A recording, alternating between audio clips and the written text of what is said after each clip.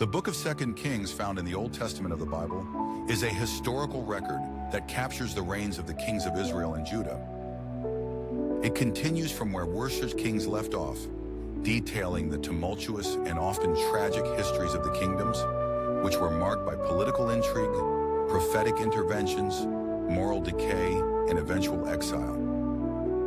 The narrative spans over approximately 300 years, starting from around 853 BCE to the fall of Jerusalem in 586 BCE. It is a rich tapestry of leadership transitions, divine judgments, and the relentless pursuit of power and faith. The book opens with the final days of King Hezekiah of Israel and introduces the prophet Elisha, who succeeds Elijah. Elisha's ministry, characterized by miracles and divine acts, serves as a counterpoint to the increasingly idolatrous kings. The early chapters detail his miracles, including the multiplication of oil for a widow, the healing of Naaman the Syrian, and the resurrection of the Shunammite woman's son. One of the significant narratives in 2 Kings is the fall of Israel. After a series of unfaithful kings, the northern kingdom is conquered by the Assyrian Empire in 722 BCE, leading to the exile of the Israelites. This tragic event sets a somber tone for the rest of the book, as Judah witnesses its own decline. The narrative keeps a keen focus on the kings of Judah, highlighting both their failures and sporadic reforms. Among the notable kings is Hezekiah, who is celebrated for his religious reforms and his reliance on the prophet Isaiah.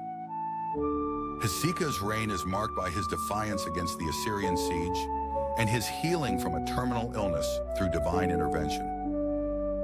This period also documents the loss of Judah's autonomy as a vassal state under Assyrian dominance. However, the moments of hope are brief, and the moral decline resumes with the reign of Manasseh. Known for his long and wicked reign, Manasseh's actions are seen as irreparable in the eyes of the prophet. His son Amon continues in his father's footsteps, but is soon assassinated, making way for Josiah. King Josiah, a beacon of hope, institutes significant religious reforms after discovering the Book of the Law in the temple. His efforts to restore proper worship and eradicate idolatry bring a momentary revival in Judah, but are ultimately short-lived. Josiah's death at the Battle of Megiddo against Pharaoh Necho II marks the beginning of the end for Judah. The final chapters of 2 Kings recount the last throes of Judah's existence. Jehoahaz, Jehoiakim, Jehoiakim, and Zedekiah are the last kings, each contributing uniquely to the nation's downfall.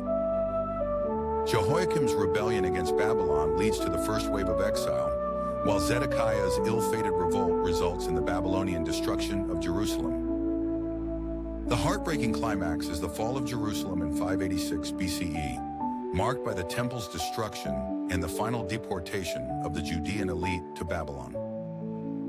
The book closes on a note of subdued hope, with the release of Jehoiakim from Babylonian captivity, symbolizing that God's promise to David's lineage might still endure. Overall, 2 Kings is more than a historical account. It is a theological reflection on faith, obedience, and the consequences of turning away from God. The recurring themes of prophecy, divine justice, and mercy are woven throughout the narrative, offering lessons that extend beyond its immediate historical context.